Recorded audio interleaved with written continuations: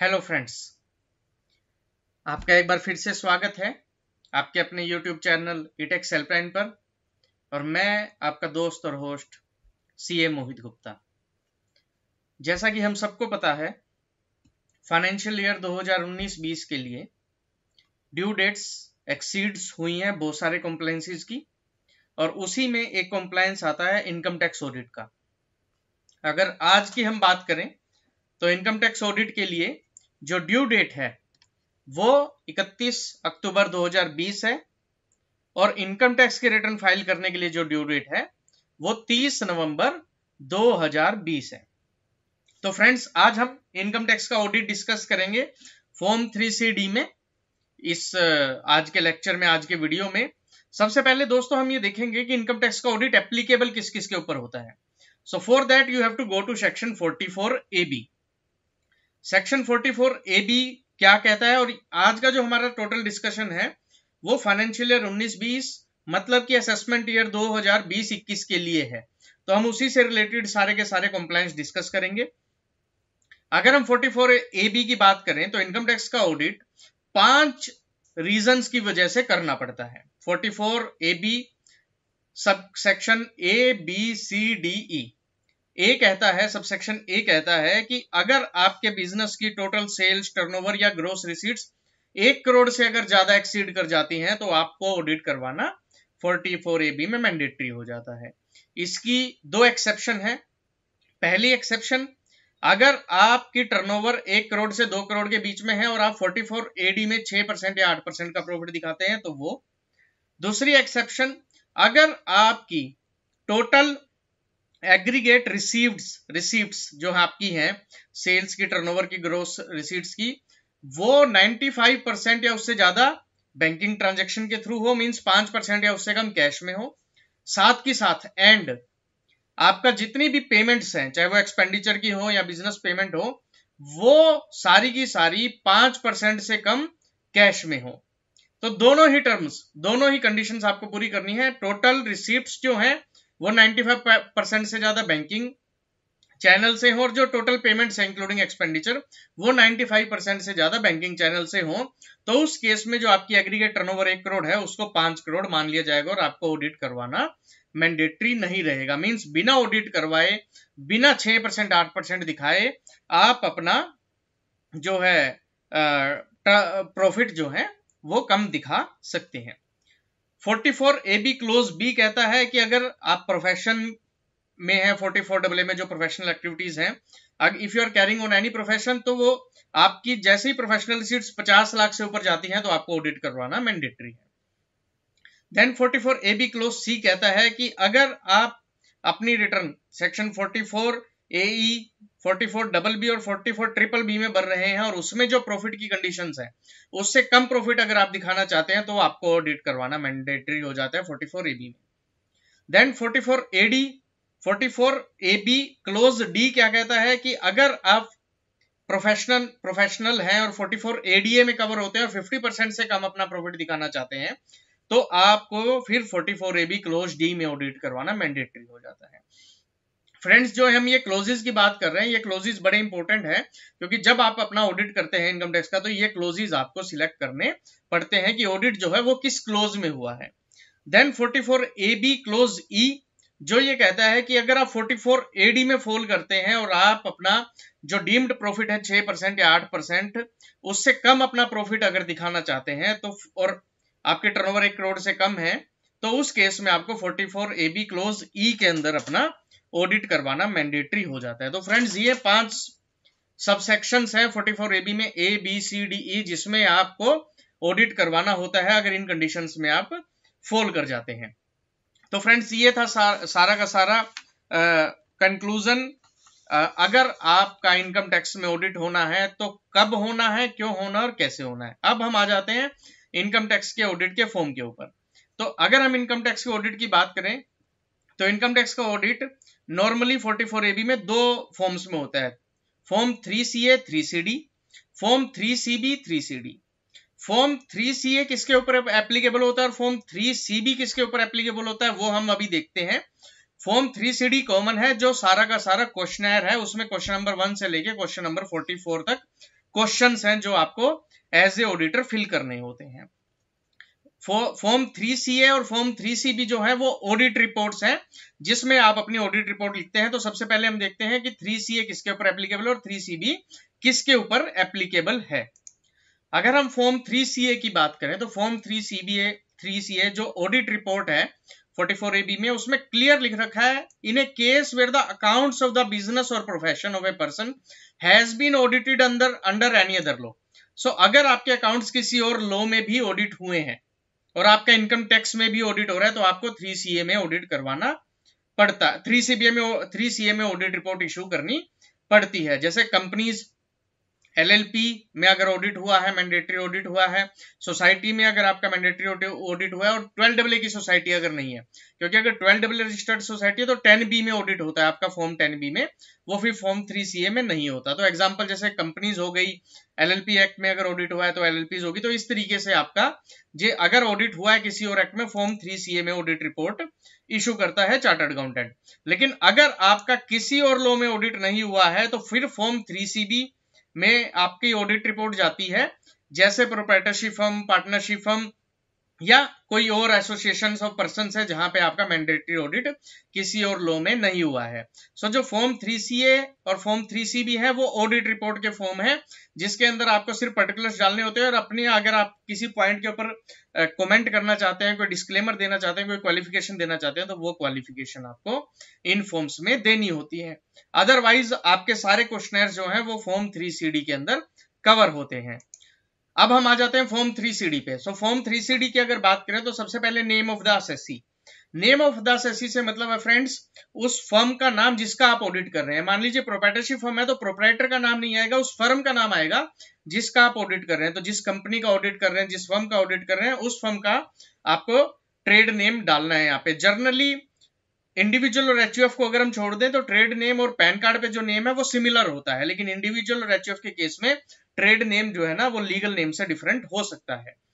दूसरी की चीज एड्रेस। ये वो एड्रेस है दोस्तों जो रजिस्टर्ड एड्रेस है, प्रिंसिपल एड्रेस है, जहां पे सारे रिकॉर्ड्स रखे हुए हैं, जहां का आपने ऑडिट किया है। देन परमानेंट अकाउंट नंबर और Aadhaar number. As we all know कि इनकम टैक्स ने permanent account number means PAN number और आधार नंबर दोनों को आपस में सब्स्टिट्यूट कर दिया है। दोनों के बेसिस पे आप अपने इनकम टैक्स के कंप्लायंस कर सकते हैं। तो पैन नंबर या आधार नंबर, उसके बेसिस पे आप यहाँ पे ऑडिट रिपोर्ट में डाल सकते हैं। अगर पैन नंबर नहीं है तो आधार नंबर के बेसिस पे, नहीं तो पैन नंबर। समझने की बात यह है फ्रेंड्स कि अगर हम आधार नंबर की बात करते हैं तो ये सिर्फ और सिर्फ इंडिविजुअल मींस प्रोप्राइटरशिप फर्म की बात हो रही है, क्योंकि अदर देन प्रोप्राइटरशिप में सारे आर्टिफिशियल जुडिशियल पर्सन है, वहां पे आपका आधार नंबर नहीं होता, वहां पे आपका पैन नंबर लेना मैंडेटरी है। तो इंडिविजुअल के केस में ही सिर्फ आपका आधार नंबर की कंडीशन आएगी। देन फोर्थ नंबर पॉइंट में वो पूछता है कि क्या किसी और एक्ट के अंदर आपका ऑडिट हुआ है। अगर हुआ है, आप क्या किसी इनडायरेक्ट टैक्स में रजिस्टर्ड हैं, अगर है तो उसकी डिटेल दीजिए, जैसे GST में, वैट में, एक्साइज में, सर्विस टैक्स में। अगर कहीं भी आपका रजिस्ट्रेशन है तो वो रजिस्ट्रेशन की डिटेल्स आपको देनी है। Then it is asking status. Status में बात करता है individual, firm, company, LLP। Then previous year जैसे कि financial year. So income tax का प्रीवियस ईयर मींस बुक्स का financial year. So financial year और previous year is the same. Then assessment year जैसा कि हमें पता है कि फाइनेंशियल ईयर 19-20 का प्रीवियस ईयर हो गया 19-20 और असेसमेंट ईयर हो गया 20-21।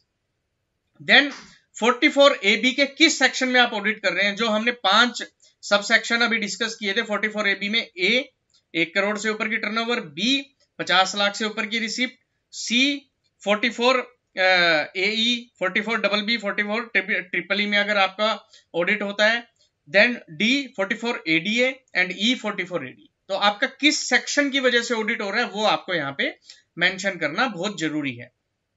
देन फ्रेंड्स क्लोज 9 की अगर हम बात करें, सो क्लोज 9 जनरली फर्म्स और एसोसिएशन ऑफ पर्सन के ऊपर लगता है। वो ये पूछ रहा है कि if firm or association of person indicate name of partners, members and their profit sharing ratio. So अगर आप firm or association of person है तो आपको 9 भरना है।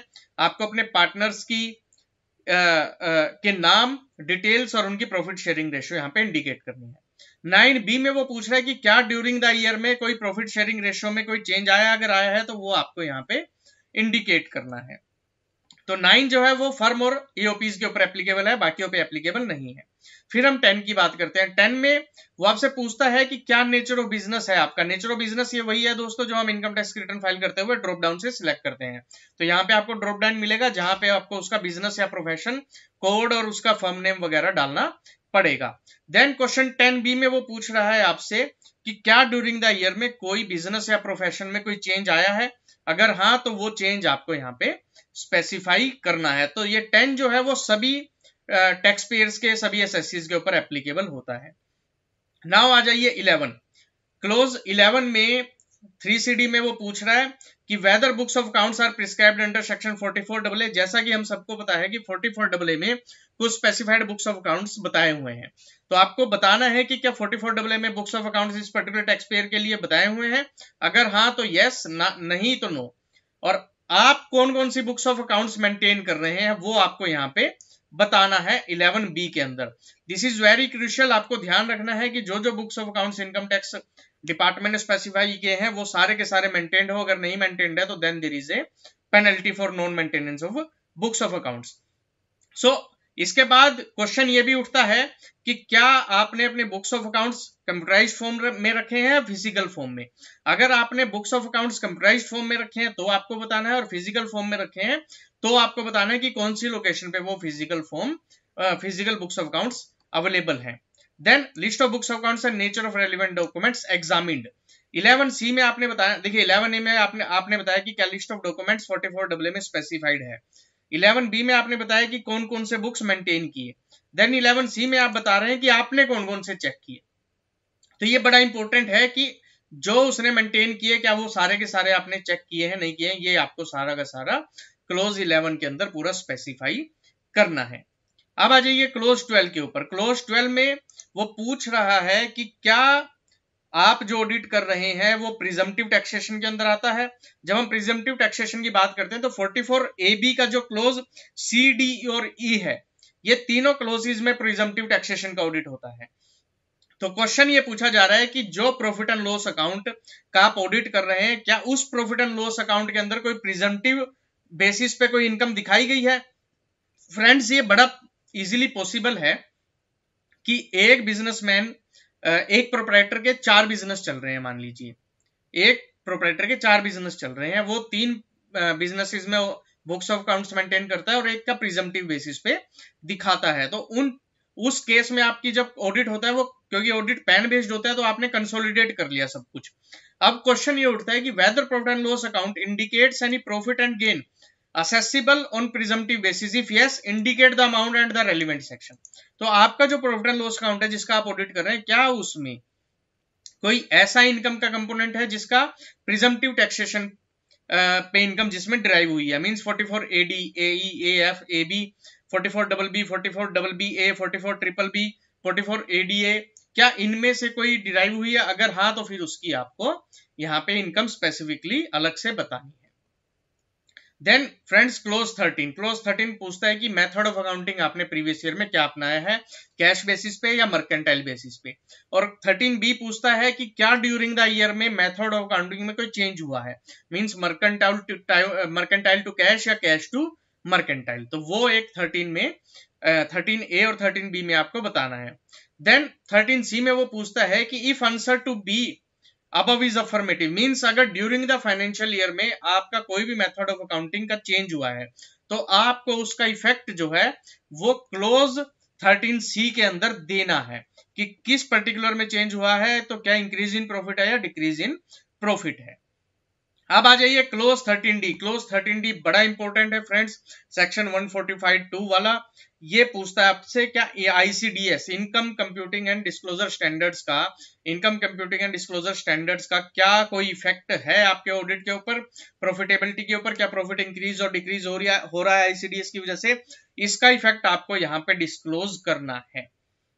तो ICDS 1, 2, 3, 4, 5, 6, 7, 8, 9, 10 ये बड़ा इंपॉर्टेंट है कि डिस्क्लोजर्स पे आपका, तो सबसे पहले तो आपको एडजस्टमेंट बतानी है डिस्क्लोजर्स की, और देन आपको डिस्क्लोजर्स एज पर ICDS यहाँ पे देने भी हैं। तो generally friends accounting policy, valuation of inventories, construction contracts, revenue recognition, tangible fixed assets, change in forex, government grants, generally इनका इफेक्ट जो है बहुत कम होता है, बहुत लिमिटेड एसएससीज पे आता है, लेकिन अगर कोई इफेक्ट है तो यहाँ पे आपको वो स्पेसिफिकली स्टेट भी करना है और पॉलिसीज के बारे में भी डिस्क्लोजर देना है कि क्या इनकी पॉलिसीज आपने फॉलो की हैं या नहीं की हैं। अब आ जाइए फ्रेंड्स क्लोज 14A के ऊपर। क्लोज 14A पूछता है अगर आप गुड्स में डील करते हैं, चाहे मैन्युफैक्चरर हो या ट्रेडर हो, तो 14 आपके ऊपर लगेगा। अगर आप सर्विसेज में डील करते हैं तो 14 आपके ऊपर बिल्कुल भी नहीं लगेगा। तो 14A पूछता है कि method of valuation of closing stock, FIFO है, लीफो है, एवरेज स्टॉक है, वो आपको बताना है। और ड्यूरिंग द ईयर में अगर आपने कोई method of closing stock if जो अपनाया है और सेक्शन 145A में जो मेथड दे रखा है, अगर उसमें कुछ डेविएशन है और उस डेविएशन का क्या आपके प्रॉफिट के ऊपर कुछ पॉजिटिव इफेक्ट है या नेगेटिव इफेक्ट है, वो यहाँ पे आपको डिस्क्लोज करना है सेक्शन 14B में। जर्नली ऐसा होता नहीं है, लेकिन अगर कोई इफेक्ट है तो वो आपको यहाँ पे डिस्क्लोज करना है। अब आ जाइए क्लोज 15। क्लोज 15 बात करता है friends capital assets converted into stock in trade. तो during the financial year, during the previous year में अगर आपने अपनी कुछ कैपिटल असेट्स को स्टॉक इन ट्रेड में कन्वर्ट किया है तो उसका इफेक्ट आपको क्लोज 15 में देना है। 15A पूछता है description of capital asset, date of acquisition, cost of acquisition, amount at which asset is converted into stock in trade. तो 15 तब एप्लीकेबल होगा आपके ऊपर जब आपने कैपिटल असेट को स्टॉक इन ट्रेड में कन्वर्ट किया है। 16 आपसे पूछता है amount not credited to profit and loss account. जैसा कि हम सबको पता है कि जो सेक्शन 28 है पीजीबीपी का, जिसमें बड़ी सारी ऐसी हेडिंग्स आइटम्स हैं जो जर्नली पीएनएल में जाती नहीं है, लेकिन इनकम टैक्स के अकॉर्डिंग वो बिजनेस प्रोफेशन की इनकम का पार्ट बनती है। तो अगर ऐसी कोई आइटम है जो आपके पीएनएल, जो आप ऑडिटेड पीएनएल अपने 44 एबी के ऑडिट के साथ फॉर्म 3CB 3CD के साथ लगाएंगे, उसके पीएनएल आइटम में वो पीएनएल में दिखाई नहीं दे रही, लेकिन जिसको इनकम टैक्स कैलकुलेट करने के लिए इनकम में ऐड करना है, वो यहाँ पे आपको डिस्क्लोज करनी है। फ्रेंड्स एक चीज का ध्यान रखिए, जो भी आइटम्स आप डिस्क्लोज करेंगे अपने टैक्स ऑडिट में, वही पैरेलल आइटम में इनकम टैक्स के रिटर्न में भी दिखनी चाहिए टैक्स पेयर की। अगर नहीं दिखेंगी तो होगा क्या कि जब आपकी इनकम टैक्स रिटर्न प्रोसेस होगी 143(1) में, तो आपको एडजस्टमेंट्स दिखेंगी वहां पे, adjustments on the basis of tax audit report. वो डिसअलाउंसेस ऑफ एक्सपेंडिचर भी हो सकते हैं, एडिशन ऑफ इनकम भी हो सकता है, किसी भी तरीके का डिसअलाउंस जिसका डिस्क्लोजर टैक्स ऑडिट रिपोर्ट में आया और आईटीआर में नहीं लिया है। जैसे 43B का डिसअलाउंस आपने अपने ऑडिट रिपोर्ट में किया, आईटीआर में टैक्स पेयर ने नहीं किया, तो वो वहां पे एड बैक हो जाएगा और उसकी डेफिनेटली इनकम टैक्स की लायबिलिटी बढ़ जाएगी। अगर रिफंड है तो वो कम हो जाएगा। तो 16A पूछता है कि any item which is following in the scope of 28, आपको ये डिस्क्लोज करना है यहाँ पे। Then proforma credit, duty drawbacks, refund of duty of custom और एक्साइज और सर्विस टैक्स और रिफंड ऑफ सेल्स टैक्स और value added tax which where such credits, drawbacks or refunds are admitted as due by authorized concerns, ये authorities concerns, ये आपको यहाँ पे disclose करना है। एस्केलेशन क्लेम्स अगर कोई ड्यूरिंग द ईयर में मिला है, any other item of income means आपके अकॉर्डिंग कोई ऐसी आइटम जो इनकम बनती है और जो पीएनएल की क्रेडिट साइड में नहीं आई है, वो यहाँ पे आपको डिस्क्लोज करनी है। देन फ्रेंड्स क्लोज 17 की हम बात करते हैं। क्लोज 17 जो है वो बात करता है वेयर एनी लैंड और बिल्डिंग और both is transfer during the previous year for a consideration less than the value adopted और असेस्ड और assessable by any authority of the state government refer to in section 43C और 50C। तो अगर जिस tax payer का आप audit कर रहे हैं उस टैक्स पेयर ने कोई लैंड बिल्डिंग या दोनों लैंड बिल्डिंग या बिल्डिंग अपेरेंट टू लैंड अपनी कोई सेल की है और उसकी जो कंसिडरेशन वैल्यू है वो 43CA और 50C से कम है, तो वो एडिशनल वैल्यू आपको यहाँ पे डिटरमाइन करनी है। तो डिटेल्स ऑफ प्रॉपर्टी आपको देनी है, कंसिडरेशन रिसीव्ड और एक्रूड आपको बताना है और वैल्यू अडोप्टेड और असेस्ड और असेसेबल आपको यहाँ पे देनी है। इसका अल्टीमेट इफेक्ट ये पड़ेगा दोस्तों कि गवर्नमेंट उसको एडिशनल इनकम मान लेगी। नाउ आ जाइए क्लोज 18। क्लोज 18 जो है फ्रेंड्स वो आपका ब्लॉक ऑफ असेट्स की बात करता है। यहां से आपका opening value of fixed asset, addition during the year, then depreciation और क्लोजिंग बैलेंस निकल के आएगा और ये इनकम टैक्स रिटर्न में जो आपका डेप्रिसिएशन चार्ट है उससे मैच करना चाहिए। तो यहाँ पे आप डिस्क्रिप्शन ऑफ एसेट्स देंगे अपनी, रेट ऑफ डेप्रिसिएशन जो एप्लीकेबल है, देन एक्चुअल कॉस्ट और WDV, opening, addition during the year, then deletion during the year, then आप डेप्रिसिएशन लगाएंगे इनकम टैक्स रेट के हिसाब से 182 डेज से कम या ज्यादा का, जो 180 दिन से ज्यादा या कम का कॉन्सेप्ट है, उसके हिसाब से आधा रेट या पूरा रेट जो भी अलाउबल डेप्रिसिएशन है वो आपको निकालना है, और फिर क्लोजिंग WDV आपकी निकल आएगी फ्रेंड्स। देन क्लोज 19 जो है वो आपसे पूछता है कि कुछ पर्टिकुलर सेक्शंस है इनकम टैक्स में जिसमें स्पेसिफिक अलाउंसेस मिलते हैं एक्सपेंडिचर के, तो डिपार्टमेंट पूछता है कि आप वो स्पेसिफिक सेक्शन बताइए अगर उन सेक्शन में टैक्स पेयर ने, असेसी ने अपना एक्सपेंडिचर अलाउंस लिया है। So amount admissible under these sections which are debited to profit and loss account, जैसे section 32AC, 32AD, 33AB, 33ABA, 3511, 3512, 3512A, 3513, 3514, 352AA, 352AB, 35ABB, 35AC, 35AD, 35CCA, 35CCB, 35CCC, 35CCD, 35D, 35DD, 35DDA, 35E, ये वो special sections है जिसमें special deduction, ज्यादा deduction आपको as a tax payer मिलती है। तो अगर टैक्स पेयर ने इनमें से किसी भी सेक्शन में डिडक्शन ली है तो वो आपको स्पेसिफिकली अपनी ऑडिट रिपोर्ट में डिस्क्लोज करना पड़ेगा। देन क्लोज 20 बड़ा इंपॉर्टेंट है फ्रेंड्स। 20 ने टैक्स पेयर्स को बड़ा परेशान किया है। क्लोज 20 बात करता है any sum paid to an employee as bonus और commissions for services rendered where such sum was otherwise payable to him as profit और डिविडेंड, तो ये आपको डिस्क्लोज करना है। Details of contribution received from employees for various funds as received in section 36(1)(6)(a), जो ये 36(1)(6)(a) का section है दोस्तों, ये जनरली PFESI या बोनस एक्ट, जितने भी लेबर लॉ एक्ट है उनके ऊपर एप्लीकेबल होता है फ्रेंड्स। आपने एम्प्लॉय से कुछ कंट्रीब्यूशन लिया और वो गवर्नमेंट को जमा करना है। हो क्या रहा है पिछले 2-3 साल से कि अगर आपने एम्प्लॉय से कंट्रीब्यूशन लिया और ड्यू डेट पे डिपॉजिट नहीं कराया, इवन आपने लेट भी डिपॉजिट करवाया है, स्टिल आपकी जब इनकम टैक्स रिटर्न प्रोसेस होती है तो वो उसमें डिसअलाउ होके आ जाता है। तो फ्रेंड्स, गवर्नमेंट क्लियरली मानती है कि अगर मैं अप्रैल 19 की बात कर रहा हूं तो 15 मई 2019 तक आपका EPF ESI जो एम्प्लॉय से मैंने कलेक्ट किया वो डिपॉजिट हो जाना चाहिए। अगर वो 16 मई को हो रहा है तो आपका टोटल अमाउंट डिसअलाउ हो जाता है उस पर्टिकुलर फाइनेंशियल ईयर में। आप नेक्स्ट फाइनेंशियल ईयर में उसको 43B में ले सकते हैं, लेकिन उस पर्टिकुलर फाइनेंशियल ईयर में वो डिसअलाउ माना जाएगा। तो फ्रेंड्स, इस केस में आपको पर्टिकुलरली ध्यान रखना है कि अगर आपका डिसअलाउंस यहाँ पे लेट हो रहा है, अगर आपका यहाँ पे लेट कंप्लाई हो रहा है तो आपको उसको 43B में डिसअलाउ करना चाहिए साथ के साथ साइमल्टेनियसली, ताकि नेक्स्ट फाइनेंशियल ईयर में आप उसका 43B में अलाउंस दोबारा ले सके। अगर 43B में आप उसको डिसअलाउ नहीं करते सुओ मोटो, तो उस केस में कहीं ना कहीं नेक्स्ट फाइनेंशियल ईयर में जब डिपार्टमेंट उसको ऑटो प्रोसेस करेगा तो ओपनिंग डिसअलाउंस अगर नहीं मिलेगा तो कहीं ना कहीं आपकी रिटर्न प्रोसेसिंग में भी एरर आ सकती है। मेरा ये क्लियर कट रिक्वेस्ट है कि अगर आपका EPF ESI ड्यू डेट से भी लेट डिपॉजिट हुआ है तो आपका डिपार्टमेंट डिसअलाउ करने वाला है। आप सुओ मोटो डिसअलाउ कर लेंगे प्लानिंग के साथ तो ज्यादा अच्छा है। अदरवाइज अगर आपका डिसअलाउ होता है और आप अपील में जाते हैं तो कहीं ना कहीं आपको बेनिफिशियरी क्लोज तो मिलेगा, क्योंकि इस अपील्स टैक्स पेयर्स के फेवर में बिल्कुल प्रोनाउंस हुई है, इवन कमिश्नर अपील लेवल पे भी हुई है। But this is a point which is very important and you need to consider while filing your tax, while preparing your tax audit report. Now next question is 21A, which talks about please furnish the details of amount debited to profit and loss account being the nature of capital personal advertisement expenditure. तो बड़े सारे ऐसे expenditure हैं जो 37(1) में भी या अलग अलग रेलिवेंट सेक्शंस में डिसअलाउड है इनकम टैक्स में।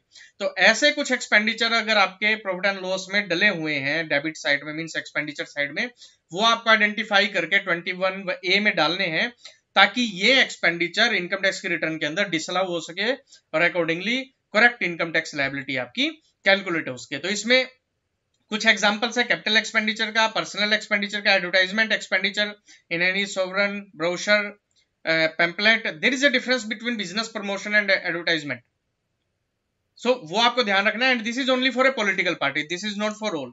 आपने अपने बिजनेस पर एडवर्टाइजमेंट किया है उसका कोई इशू नहीं है। Then expenditure incurred in the clubs being entrance fees और सब्सक्रिप्शन, वो डिसअलाउड है सभी के लिए। Cost of club service and facility used वो डिसअलाउड है सभी के लिए। पेनल्टी फाइन, किसी भी लॉ में आपने कोई पेनल्टी फाइन पे किया है, लेट फीस पे किया है, जीएसटी में, टीडीएस में इंटरेस्ट पे किया है, वो आपका सारा का सारा डिसअलाउड है यहाँ पे।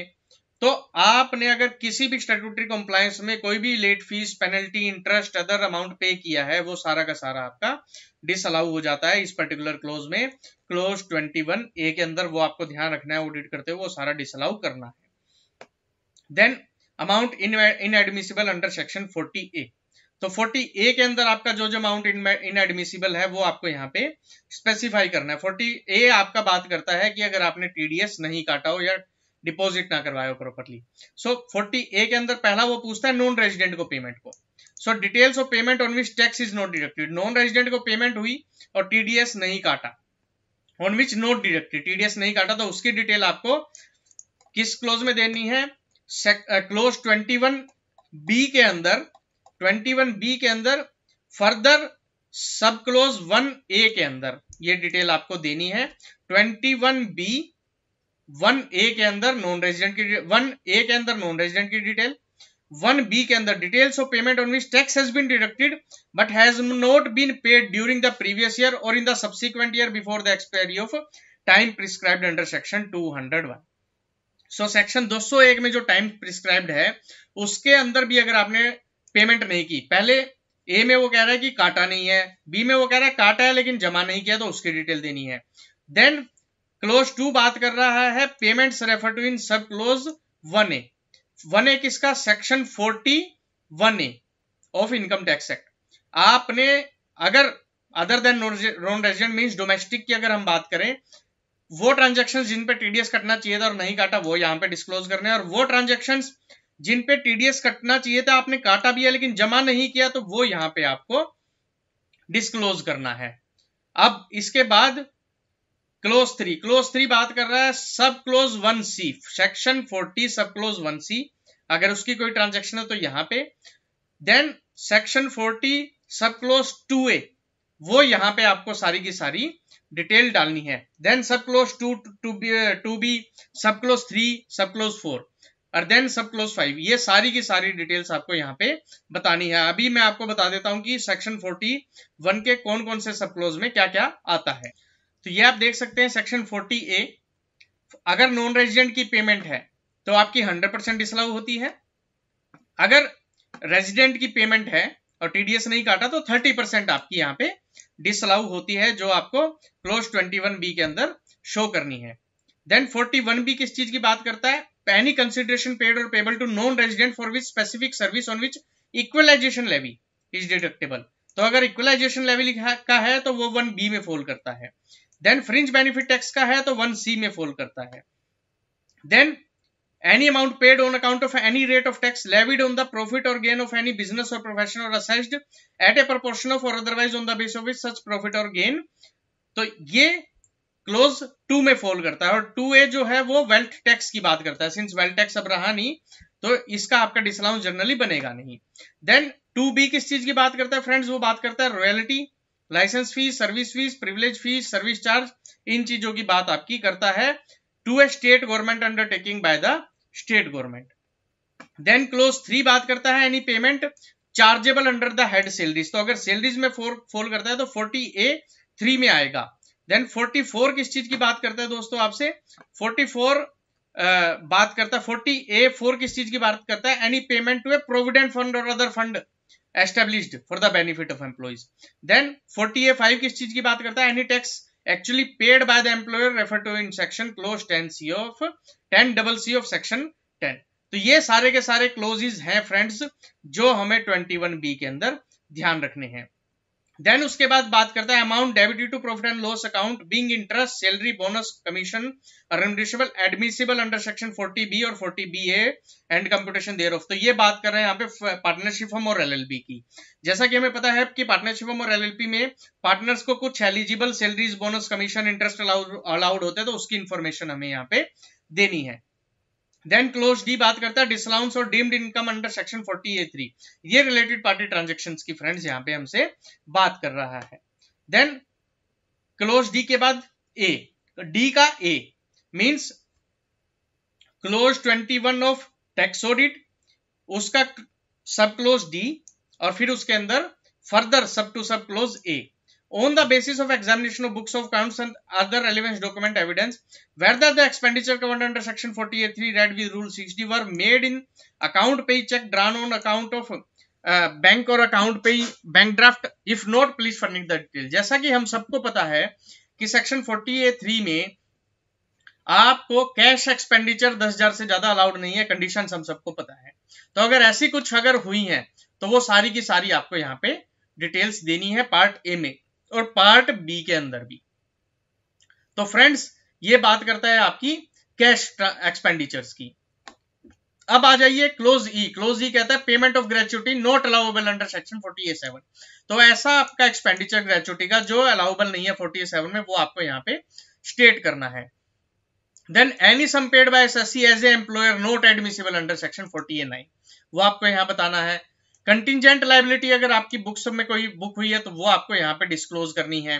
Then any other deductible amount जो सेक्शन 14A में फॉल करता है वो यहाँ पे आपको दिखाना है। अमाउंट इनएडमिसिबल अंडर सेक्शन 36(1)(3) वो आपको यहाँ देना है। सो क्लोज 21 जो है वो आपके P&L साइड में कोई ऐसा एक्सपेंडिचर जो हमने अभी डिस्कस किया वो डला हुआ है तो वो आपको स्पेसिफिकली यहाँ पे डिस्क्लोजर देने, और ये बड़े इंपॉर्टेंट है फ्रेंड्स। अगर आप ये डिस्क्लोजर नहीं देते और आपका टैक्स ऑडिट में कहीं ना कहीं कमी मिलती है तो इनकम टैक्स डिपार्टमेंट आपके अगेंस्ट ICI में लिख सकता है कि आप और आपके अगेंस्ट डिसिप्लिनरी एक्शन हो सकता है अगर कोई प्राइमा फेसी मिस्टेक मिलती है। देखिए दो तरीके से होता है, आपका ऑडिट हमेशा सैंपल बेसिस पे होता है, आपको स्टैंडर्ड्स ऑन ऑडिटिंग फॉलो करने होते हैं, सैंपलिंग का जो स्टैंडर्ड ऑन ऑडिटिंग है वो फॉलो करना होता है। लेकिन कोई प्राइमा फेसी ब्लंडर अगर आपने किया है, आपसे कोई बहुत भारी मिस्टेक हुई है तो आपको ऐसा ध्यान रखना है और आपके अगेंस्ट प्रोफेशनल मिसकंडक्ट का केस बन सकता है उस केस में। Then clause 22 of tax audit report बात करता है MSME डिस्क्लोजर की। आपका कोई इंटरेस्ट है, amount of interest inadmissible under section 23 of MSME act, वो आपको यहाँ बताना है। Then payment made to specified persons, related parties को, पार्टनरशिप फर्म के पार्टनर्स को, डायरेक्टर्स को, जो भी आपके स्पेसिफाइड पर्सन है सेक्शन 40A(2)(B) में, उनको अगर कोई पेमेंट हुई है, ये पेमेंट फ्रेंड्स इनएडमिसिबल वाली पेमेंट नहीं है, टोटल जो पेमेंट उनको हुई है वो आपको यहाँ पे स्पेसिफाई करनी है। Then amount deemed to be profit and loss under section 32AC, AD, 33AB, 33AB और AC, अगर ये आपके डीम्ड इनकम बनते हैं तो वो आपको यहाँ पे क्लोज 24 में बताने हैं। देन क्लोज 25 आपसे बात करता है profit chargeable to tax under section 41। अगर 41 में चार्जेबल टू टैक्स है तो वो आपको यहाँ पे स्पेसिफाई करना है। अब आ जाइए क्लोज 26, ये बड़ा इंपॉर्टेंट क्लोज है, 43B के डिस्क्लोजर्स की बात करता है। तो 43B के अगर डिस्क्लोजर्स की बात करें हम तो इसमें मल्टीपल सिचुएशंस आती हैं। जैसे पहली सिचुएशन क्या है कि ओपनिंग में आपका 43B का डिस्क्लोजर, 43B का डिसअलाउंस था प्रीवियस ईयर्स का, ओपनिंग में 43B का डिसअलाउंस था प्रीवियस ईयर्स का, तो वो आपको डिस्क्लोज करना है और फिर उसके बारे में बताना है paid during the year, not paid during the year. जो ओपनिंग में मेरा डिसअलाउंस आ रहा था और पेड ड्यूरिंग द ईयर हो गया तो इसका मतलब इस साल एडमिसिबल एक्सपेंडिचर बन गया, और not paid during the year है तो उसका इस साल पे कोई इफेक्ट आपका नहीं आएगा।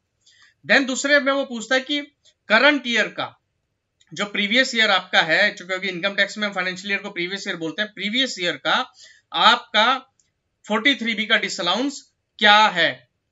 दो तरीके का होगा, पहला पेड ऑन और बिफोर द ड्यू डेट और filing of income tax return. 43B का डिसअलाउंस था लेकिन टैक्स ऑडिट रिपोर्ट फाइल करने से पहले, इनकम टैक्स रिटर्न फाइल करने से पहले आपने पे कर दिया तो वो आपको डिस्क्लोज करना है। और दूसरा नोट पेड, करंट ईयर का 43B डिसअलाउंस जो आपका करंट ईयर में टोटली डिसअलाउ होने वाला है और नेक्स्ट ईयर में अगर आप पे कर देंगे तो नेक्स्ट ईयर में उसका अलाउंस मिलेगा, वो आपको यहाँ पे डिस्क्लोज करना है फ्रेंड्स। तो 43B के डिसअलाउंस में हमने दो चीजें बात करी, ओपनिंग कैरी फॉरवर्ड डिसअलाउंस जो प्रीवियस ईयर्स का है उसमें या तो पेड हो गया तो करंट ईयर में एक्सपेंडिचर मिल गया, पेड अगर नहीं हुआ तो कैरी फॉरवर्ड हो गया, करंट ईयर पे कोई इफेक्ट नहीं। जो करंट ईयर का मेरा 43B का इफेक्ट है वो दो है, पहला 43B में डिसअलाउंस है लेकिन मेरा पे हो गया ITR टैक्स ऑडिट होने से पहले तो मैं उसको अलाउ कर दूंगा। दूसरा जो मेरे टैक्स ऑडिट होने से पहले अगर मेरे को पे नहीं हुआ तो मैं उसको अपनी रिपोर्ट में डिसअलाउ कर दूंगा। तो मेरे 43B के डिसअलाउंस में दो फिगर होंगी, एक ओपनिंग का जो करंट ईयर में पे नहीं हुआ वो कैरी फॉरवर्ड, एक करंट ईयर का, करंट प्रीवियस ईयर का वो आ गया फ्रेंड्स आपका। अब आ जाइए क्लोज 27। क्लोज 27 आपका बात करता है सैनवेट का। तो अमाउंट ऑफ सैनवेट अवेल्ड और to be utilised during the previous year and its treatment in the profit and loss account and treatment of the outstanding CENVAT in the accounts. So friends, generally जब हम excise में और service tax में registered होते तो इसका भरते थे। अब सिंस सब सैनवेट की जगह आपका जीएसटी का क्रेडिट आ गया है, तो आपको मेरे हिसाब से उसकी ट्रीटमेंट सेक्शन 27A के अंदर, क्लोज 27A के अंदर देनी चाहिए। देन वो पूछता है particulars of income and expenditure of prior period creditor और debited to profit and loss account. तो 27B में आपने बताना है कि प्रायर पीरियड के अगर कोई एक्सपेंडिचर या इनकम आपके इस साल के प्रॉफिट एंड लॉस अकाउंट में डेबिट या क्रेडिट हुए हैं तो उनकी इंफॉर्मेशन आपको देनी है, क्योंकि प्रायर पीरियड का एक्सपेंडिचर आपका डिसअलाउ होता है इनकम टैक्स में। देन क्लोज 28 पे आ जाइए। क्लोज 28 जो है ना, वो आपसे स्पेसिफिक ट्रांजैक्शन की बात करता है जो प्रॉपर्टी के लिए आपकी हुई है, जिसमें आपने अंडर वैल्यूएशन, जो कंसिडरेशन है वो अंडर वैल्यूड हुआ है गवर्नमेंट के रेट से। So whether during the previous year the assessee has received any property, received any property means he is purchased any property being share of a company. तो यहां पे हम अपने आप को रिस्ट्रिक्ट कर रहे हैं कंपनी तक, ये सिर्फ कॉर्पोरेट असेसीज की बात करें। Being share of a company, not being a company in which public are substantially interested means private limited company without consideration और for inadequate consideration as refer in section 56(2)(7)। So अगर आपको during the year में private limited company से कोई भी आपको share acquire हुए हैं, प्रॉपर्टी में कोई आपको शेयर एक्वायर हुआ है, कोई शेयर आया है, तो वो आपको इंफॉर्मेशन देनी है, जिसमें स्पेसिफिकली इनएडिक्वेट कंसिडरेशन हो या विदाउट कंसिडरेशन हो। अगर एडिक्वेट कंसिडरेशन है तो फिर डिस्क्लोजर नहीं आएगा। देन क्लोज 29 भी कंपनी से रिलेटेड है। वो कहता है whether during the previous year the assessee received any consideration for issue of shares which exceeds the fair market value of the shares. तो ऊपर वाले में अंडर वैल्यू था, यहाँ पे आप हायर वैल्यू की बात कर रहे हैं, तो ये भी शेयर्स की बात करते हैं कि आप किसी भी टाइप के टैक्स पेयर हो सकते हैं, इंडिविजुअल, फर्म, कोई भी टैक्स पेयर, और आपको अगर शेयर रिसीव हुए हैं तो वो डिस्क्लोज देना है। यहां भी शेयर आपको रिसीव हुए हैं हायर वैल्यू पे, वो आपको डिस्क्लोजर देना है। देन क्लोज 29A पे आ जाइए। क्लोज 29A पूछता है whether any amount is to be included as income chargeable under the head income from other sources as refer in clause 9 of subsection 2 of section 56। और अगर ऐसा नहीं है तो नो कर दीजिए, ऐसा है तो यस करके आप नेचर ऑफ इनकम की डिटेल दे दीजिए। 29B में वो पूछता है कि सेक्शन 56(2)(10) के अंदर अगर आपका कोई इनकम बनता है या नहीं बनता। तो हम देखते हैं 56(2)(9) और 56(2)(10) में कौन कौन सी इनकम कवर होती हैं।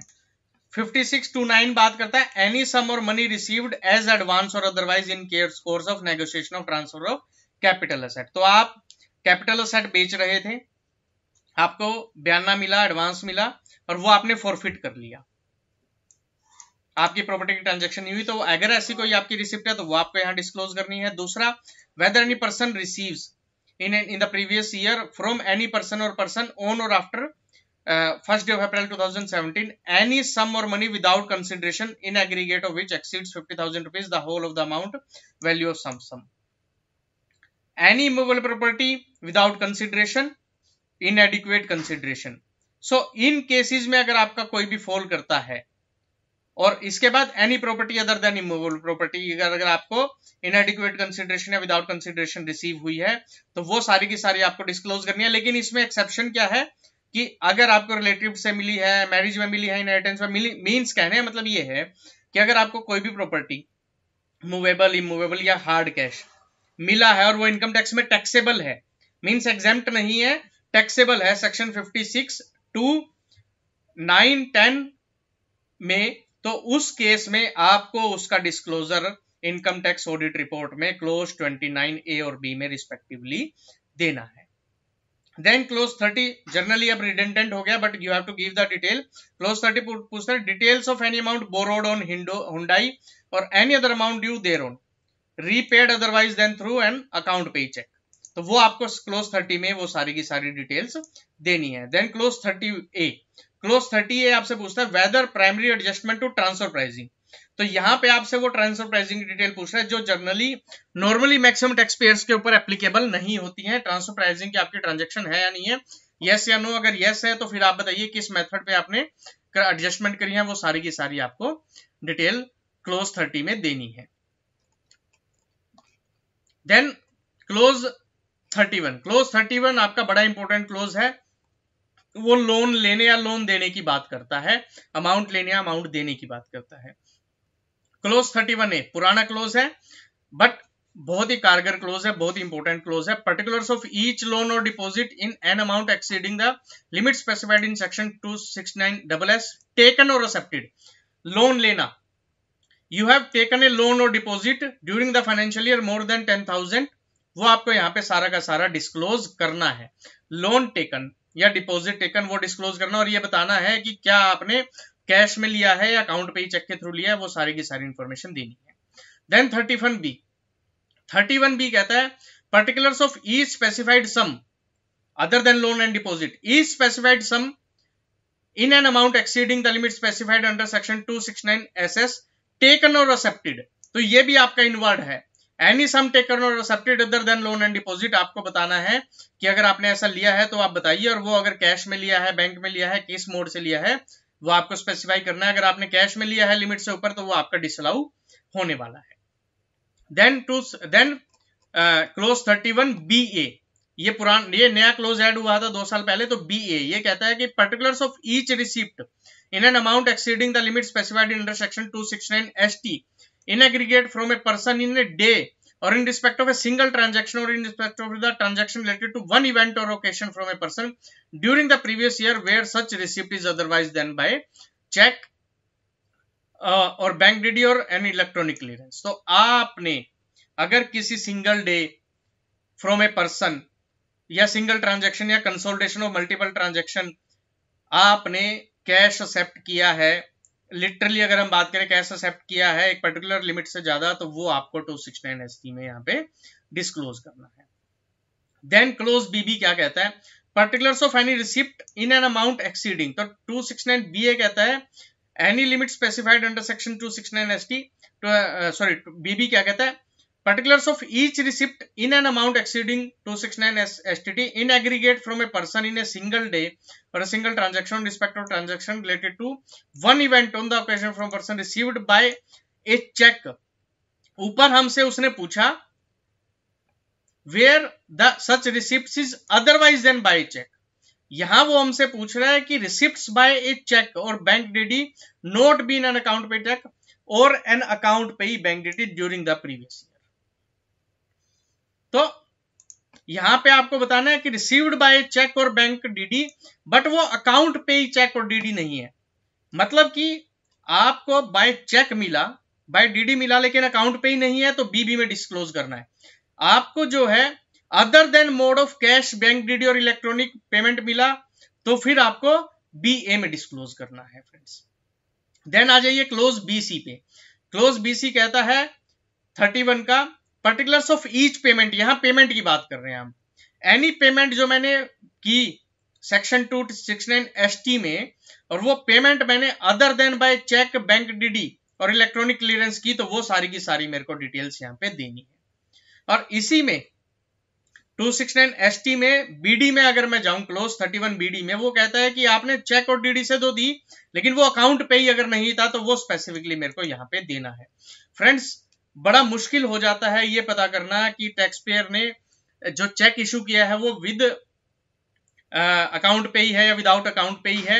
और जनरली इसके लिए मैनेजमेंट रिप्रेजेंटेशन लेटर लेते हैं और हम अपनी ऑडिट रिपोर्ट में एक कमेंट भी डालते हैं कि सिंस चेक इशू हो गया, वो चला गया, अब उसने 100% चेक्स की फोटोकॉपी अपने पास रखी है, नहीं रखी है, वो सब चीजें हमारे पास नहीं है, तो हम कहीं ना कहीं अपने आप को लिमिटेशन ऑफ द स्कोप में उसमें डालते हैं, अगर हम डबली श्योर नहीं है कि टैक्स पेयर ने क्या फॉलो की है प्रैक्टिस। देन आ जाइए 31C। 31C पूछता है particulars of each repayment of loans और डिपॉजिट्स और एनी स्पेसिफिक एडवांस। तो यहां हम रीपेमेंट की बात करें, जब हम 31A और B में गए थे वहां हमने रिसिप्ट की बात की थी, यहां हम रीपेमेंट की बात करें। अगर आपने लोन का रीपेमेंट किया है तो वो सारी की सारी हमें डिटेल्स यहां देनी है, और फिर ये भी बताना है कि क्या कैश में किया है, चेक में किया है, डीडी में किया है, अकाउंट पे ही है या नहीं है। देन 31D में भी वो यही पूछ रहा है कि रीपेमेंट ऑफ लोन और डिपॉजिट और any specified advance other than by cheque और बैंक डीडी और इलेक्ट्रॉनिक ट्रांसफर। तो ये सारी की सारी डिटेल्स हमें यहां पे देनी है।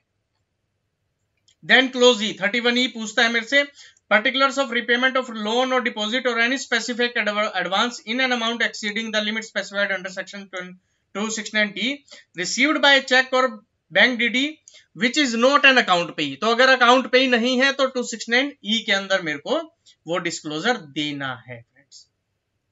तो क्लोज 31 मोस्ट इंपोर्टेंट है। लोन रिसीव्ड, लोन पेड, वो आपने किस मेथड से किया है, पेमेंट रिसीव्ड, पेमेंट मेड किस मेथड से किया है, वो पूरा डिस्क्लोजर आपको यहाँ देना है। देन क्लोज 32 ए बात करता है ब्रॉड फॉरवर्ड लॉसेज और डेप्रिसिएशन अलाउंस की, मींस अनअब्सॉर्ब्ड डेप्रिसिएशन, वो सारी आपको डिटेल्स देनी है। देन 32 बी आपसे पूछ रहा है कि क्या ड्यूरिंग द ईयर में कोई change in share holding of the company हुई है, वो आपको देनी है। तो ये सिर्फ कंपनीज के ऊपर एप्लीकेबल है। 32C वो आपसे पूछता है कि whether the assessee has incurred any speculation loss under section 73 during the previous year, means जो करंट प्रीवियस ईयर है उसमें अगर आपका कुछ हुआ है तो वो देना है। Whether the assessee has incurred any loss during the previous year under section 73 है, वो आपको डिटेल देनी है। In case of a company, तो यहाँ कंपनी की बात हो रही है, please state whether the company is deemed to be carry on a speculation business under section 73, अगर है तो वो आपको यहाँ पे डिटेल देनी है। देन क्लोज 33 आपसे पूछता है कि क्या जिस टैक्स पेयर का आप ऑडिट कर रहे हैं उसकी बुक्स ऑफ अकाउंट्स में, जो बुक्स ऑफ अकाउंट्स आपके सामने आई है उसमें कोई चैप्टर 6A का डिडक्शन है या चैप्टर 3 का कोई डिडक्शन है, अगर वो है तो आपको वो उसकी डिटेल्स यहाँ पे डिस्क्लोज करनी है।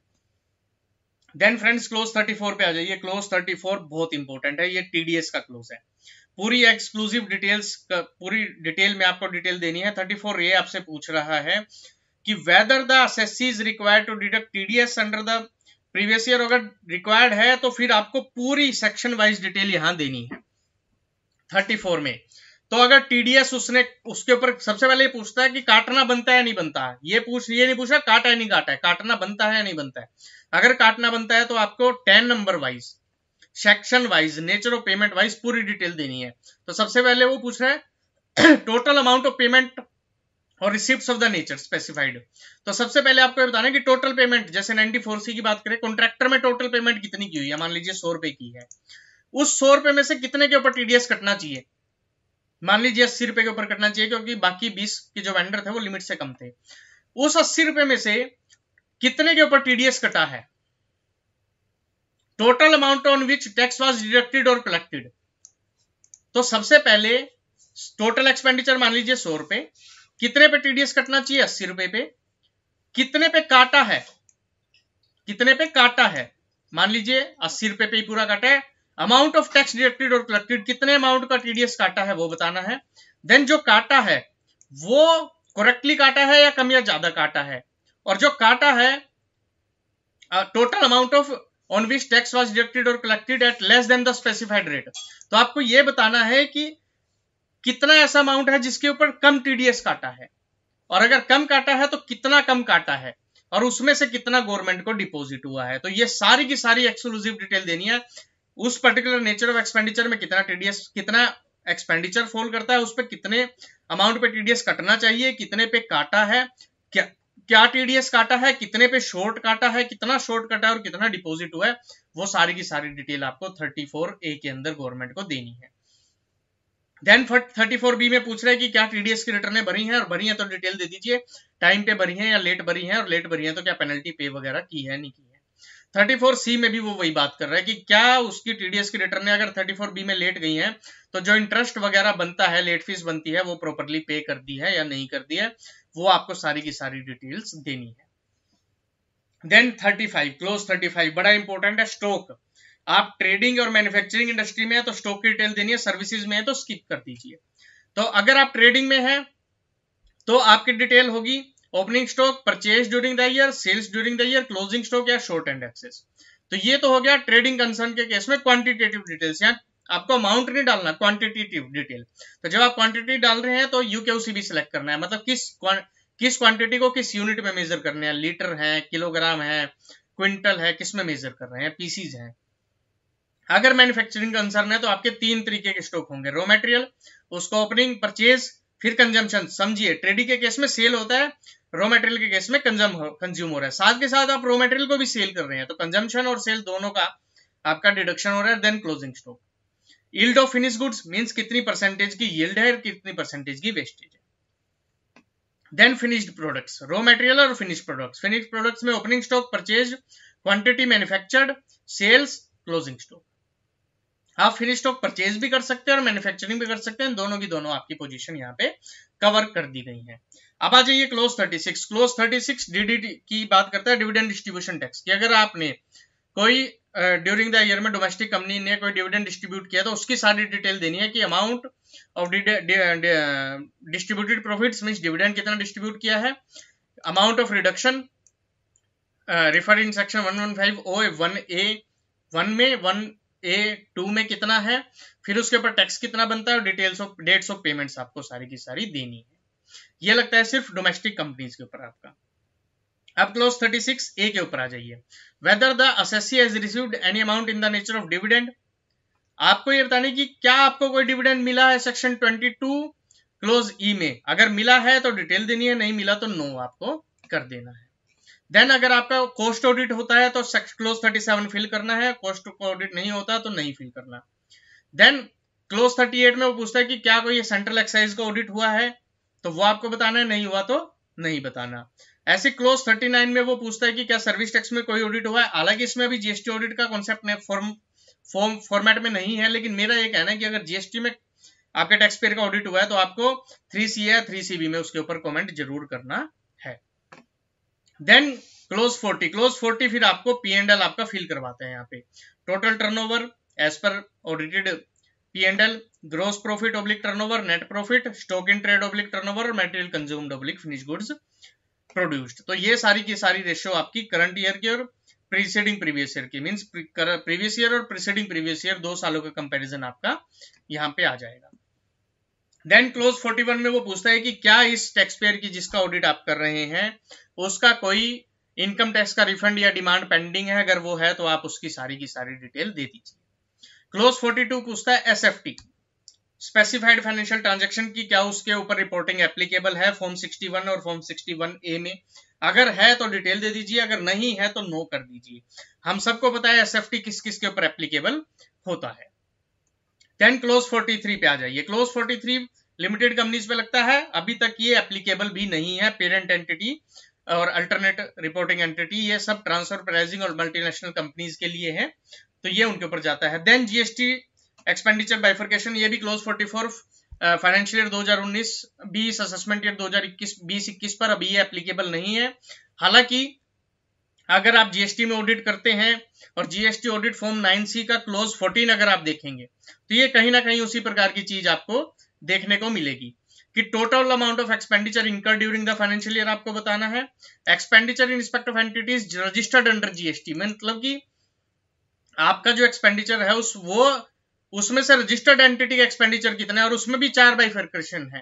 पहला रिलेटिंग टू गुड्स और services exempt from tax, relating to entities falling under composition scheme, related to other registered entities and total payment to registered entities, और फिर आखिरी में expenditure related to entities not registered under GST। ये close अभी applicable नहीं है, लेकिन future में जब एप्लीकेबल होगा तो बहुत ही ज्यादा एक्सरसाइज ये आप लोगों की मानेगा। और इसके बाद रिपोर्ट आपको साइन करनी है। 44 AB में जो हम फॉर्म 3CA 3CD अपलोड करते हैं उसका प्रोसेस हम सबको पता है कि सबसे पहले असेसी जो है वो अपने इनकम टैक्स के लॉगिन से आपको ऐड सीए करता है, फिर सीए अपने इनकम टैक्स के लॉगिन से उसको अपलोड करता है जो उसका प्रोफेशनल वाला लॉगिन है। टैक्स पेयर अपने लॉगिन से जाके उसको रिव्यू करता है और फिर अप्रूव करता है, और उसके बाद वो tax out report income tax department को फाइल्ड मानी जाती है। अगर चार्टर्ड अकाउंटेंट अपलोड कर दे और टैक्स पेयर अप्रूव ना करे तो वो फाइल्ड नहीं मानी जाएगी, वो नॉन कंप्लायंस में काउंट होगा। तो चार्टर्ड अकाउंटेंट की रिस्पॉन्सिबिलिटी है अपलोड करना, टैक्स पेयर की रिस्पॉन्सिबिलिटी है अपलोडेड को अप्रूव भी करना। तो आपका पार्ट का खत्म हो जाता है जब आपने अपलोड कर दी। अब उसके बाद टैक्स पेयर अगर अप्रूव नहीं करता तो that is the fault of the tax payer. तो फ्रेंड्स ये सारा का सारा डिस्कशन था 44 AB 44 इनकम टैक्स के ऑडिट के ऊपर इन फॉर्म 3CA 3CB और फॉर्म 3CD। आपकी कोई भी क्वेरी अगर आती है फाइनेंशियल ईयर 19-20 असेसमेंट ईयर 20-21 के लिए आप प्लीज कमेंट कीजिए। वीडियो अच्छी लगती है please like the video, please share the video, please subscribe the channel. Thank you friends.